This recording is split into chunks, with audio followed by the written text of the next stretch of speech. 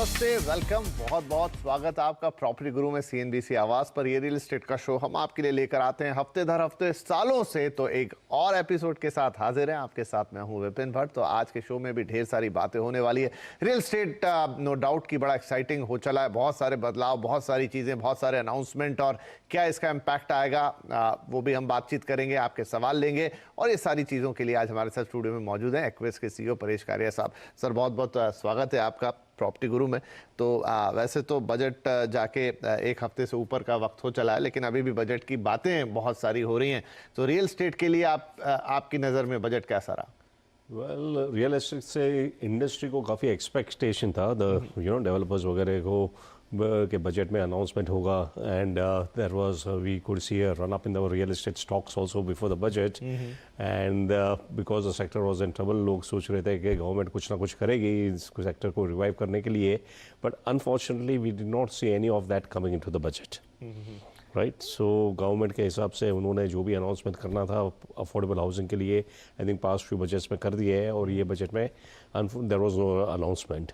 Second, on the other side, जहाँ तक buyers, home buyers का सवाल है, उनका भी हम सोच रहे थे, एक्सपेक्टेशन था कि जो टैक्स बेनिफिट्स मिलने वाली है, इंटरेस्ट आप पे करते हैं उस पर 2 लाख तक आपको टैक्स बेनिफिट मिलता है। लोगों को लगता था कि टैक्स लिमिट वो बढ़ जाएगी, ऑन द अदर हैंड वो लिमिट बढ़ी नहीं है। और जो न्यू रेजिम इन्होंने इंट्रोड्यूस किया है लोअर टैक्सेशन का, वहाँ पे अगर आप वो रेजिम में शिफ्ट करते हो तो आपको वो डिडक्शन भी नहीं मिलता है। So in a way it has been neutral for the buyers, home buyers as well as for the industry. Right, तो कुछ खास नहीं रहा इस बजट में। अब देखना होगा कि नया टैक्स सिस्टम है, उसमें वो घर खरीदारों को किस तरीके से इम्पैक्ट करता हो सकता है। कोई ऐसा सवाल भी आज हमारे पास आए। बहरहाल हम शुरुआत करते हैं सवाल जवाब के सिलसिले की। अशोक शिंदे आ चुके हैं फोन लाइन पर। सर स्वागत है आपका, क्या पूछना चाहेंगे आप? सर नमस्ते। नमस्कार।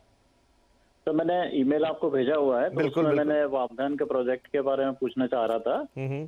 तो बेसिकली मेरा जो सवाल है वो मैं 2 BHK और 3 BHK देख रहा हूँ पुणे एरिया में, between the budget 85 to 110 around. तो उसमें जो भी मेरे लिए फिजिबल होगा वो मैं जाऊंगा उसमें। ठीक है। तो उसमें आपसे मैं जानना चाह रहा था कि आप कुछ बेटर प्रोजेक्ट भी सजेस्ट कर सकते हैं, और टाइम होराइजन मेरा 2 से 3 साल का रहेगा। तो प्योरली इन्वेस्टमेंट करना चाहते हैं? जी, प्योरली इन्वेस्टमेंट है। इमीडिएट में ये मेरे कोई शिफ्ट नहीं, फ्यूचर प्रोस्पेक्ट ऐसा है कि शायद हम वहाँ पे सेटल भी हो जाएं। बहुत बढ़िया, ठीक है। तो बावधान में सर ये घर देख रहे हैं, 1-2 प्रोजेक्ट्स भी इन्होंने बाकायदा शॉर्टलिस्ट किए हैं। 2 से 3 साल का होराइजन जरूर बता रहे हैं ये, लेकिन उनका ये भी है कि लॉन्ग टर्म में शायद वहाँ जाके रहे भी, तो वो एक कंप्लीट पैकेज जैसा ही है। सो क्या इनके लिए सलाह होगी? राइट, ये देखिए, बावधान की बात करते हैं तो this is a very nice location. It is very close to Chandni Chowk और Kothrud, so main closer to the central area of Pune. और ये एक एलिवेटेड हिल साइड पे है जहाँ पे lot of greenery, so it's a nice place to stay also. और यहाँ से western side of Pune, Mumbai, Bangalore highway is also very close by. So location is very good. It is developed, very well developed. काफ़ी सारे वहाँ पे projects है, greenery है, and इन्होंने 2 प्रोजेक्ट सिलेक्ट किए हैं। I think one was of Purvankara developers and other was Ganga developers. दोनों प्रोजेक्ट आसपास में है, नज़दीक में है, and both of them are very good projects. Purvankara जो पूना के, ये बेंगलोर के वेल नोन डेवलपर्स है, they have now moved into Pune also, and they are known for delivering quality homes. So this project is good. हालांकि इसका टिकट साइज थोड़ा ज़्यादा है। 3 BHK will go upwards of 1.2 crores, right. और जो गंगा का project इन्होंने देखा है वो उनके बजट में अराउंड 1 करोड़ 10 लाख तक में आ जाएगा। That is also good project.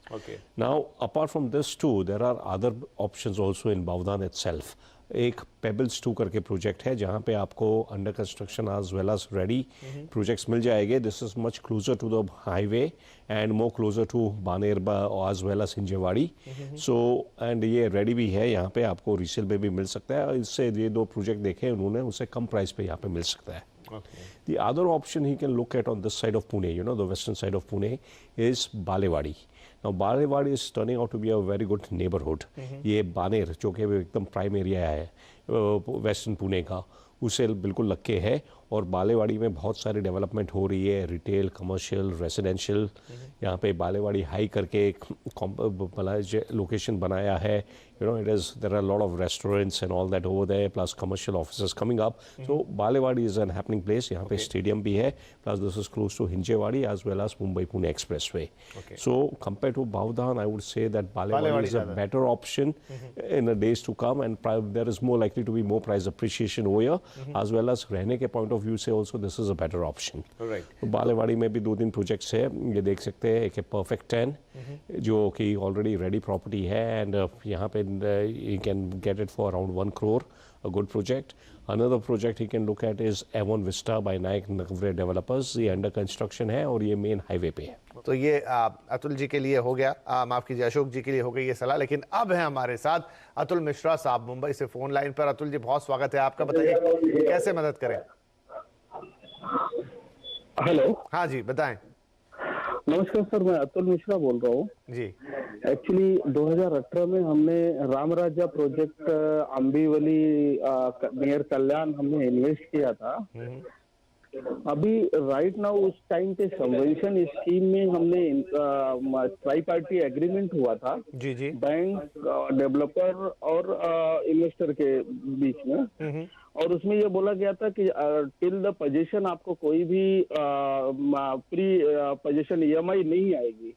But unfortunately RBI के गाइडलाइन के बाद वो शायद आरबीआई ने उससे बैन कर दिया कि आप कोई सबवेंशन स्कीम बैंक को नहीं दे सकता, कोई भी बैंक नहीं दे सकता. तो अभी वो प्रोजेक्ट लगभग सर 1 साल से बंद है, उससे कोई ये नहीं हो रहा है. और बैंकेज अभी सबको लेटर दे रहे हैं कि जितने इन्वेस्टर हैं कि आपको प्री ईएमआई भरना पड़ेगा, क्योंकि हमने इन्वेस्ट करते वक्त ऐसा माइंडसेट था कि यहाँ पे ईएमआई नहीं आएगी. जी जी. और प्रोजेक्ट भी सर नेपच्यून डेवलपर का सोच के हमने इन्वेस्ट किया था कि एक अच्छा डेवलपर है, हमें टिल टाइम रेरा में रजिस्टर्ड है, हमें पोजीशन मिल जाएगा.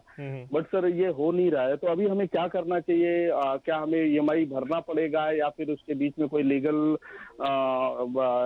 रास्ता है कुछ लेने का? अभी हम क्या कर सकते हैं नेपच्यून डेवलपर में से? हम कैसे इस समस्या से? ठीक है अतुल जी, आपका सवाल बड़ा मौजूद है और कई लोगों के सामने इस तरह के सवाल आते हैं रिसेंटली में, क्योंकि बहुत सारे लोग सबवेंशन स्कीम में घर खरीदते हैं, खरीद चुके हैं. आरबीआई को हमेशा से उस पर ऐतराज था. डेवलपर इस तरह के ऑफर्स लेकर आते हैं कि जहां पर हम आपका ईएमआई भरेंगे टिल पोजीशन, तो वो 1-2 साल बाद बंद कर देते हैं, प्रोजेक्ट लेट हो जाते हैं और वो पूरी कहानी उलझ जाती है. अब ऐसे में करना क्या चाहिए? क्या लीगल ऑप्शन अपनाएं? क्या प्रोजेक्ट से बाहर निकले? पैसे मिलेंगे नहीं मिलेंगे?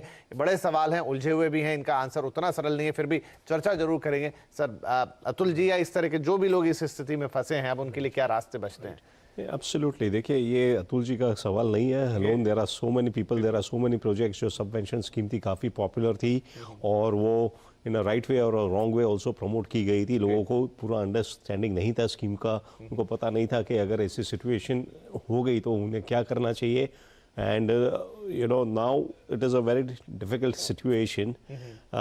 जो स्कीम जो बंद हो गई है, उनको एक तो पहले अपना अग्रीमेंट जो ट्राइपार्टाइट अग्रीमेंट था उनके साथ देखना पड़ेगा, यू नो डेवलपर के साथ, और उसके अंदर क्या टर्म्स एंड कंडीशंस है ये देखना पड़ेगा. अगर वो उसमें लिखा गया है ट्राइपार्टाइट अग्रीमेंट में कि you know developer has to pay the EMI, then irrespective of whether the scheme has changed or not, he should pay. He should honor the terms and conditions. You know, और banker, of course, tripartite agreement में हमेशा लिखा होता है कि अगर developer पे नहीं करता है तो bankers have right to recover it from the home buyer. So bankers are right in their own condition that to recover the money from the home buyer. Home buyer in his turn has to see कि agreement में उसके सामने क्या rights है. And obviously it has to be, there will be a tough negotiation with the builder. The builder has made a commitment. Now builder cannot take, मेरे हिसाब से builder cannot take this option के RBI ने मना कर दिया तो हम नहीं दे सकते. अगर agreement में लिखा है उन्हें EMI पे करना है तो they have to pay it.